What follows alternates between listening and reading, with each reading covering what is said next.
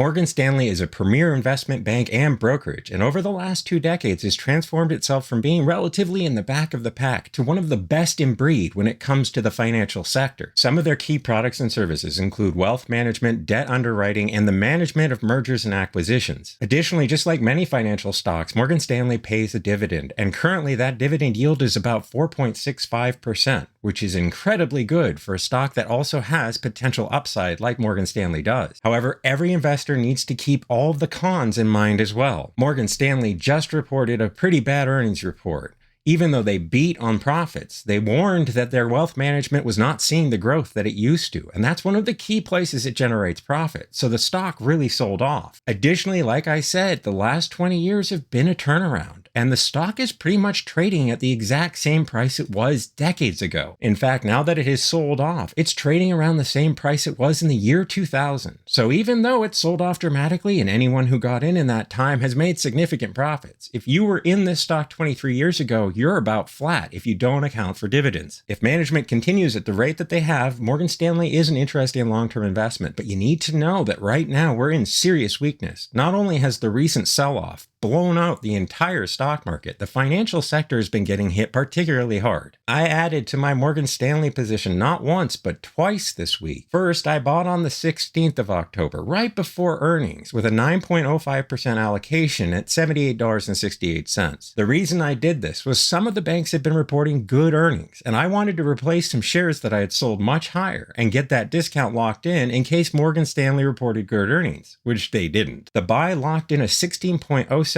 discount on shares that I sold for $93.75 on December 13th of 2022. It raised my per share cost 5.56%, up from $63.71 to $67.25. After earnings, I bought at another key level of support on the 18th, adding an additional 8.56% to my position at $75.11. This buy locked in a 17.72% discount on shares that I sold for $91.29 back on November 15th of last year. This buy raised up my per share cost an additional 2.23%, from $67.25 to $68.75. And since Morgan Stanley is breaking down so hard, I've decided to wait until it gets below my new cost basis before adding. My next buy target is at $67.19, slightly above a key level of support that Morgan Stanley saw a couple of years ago.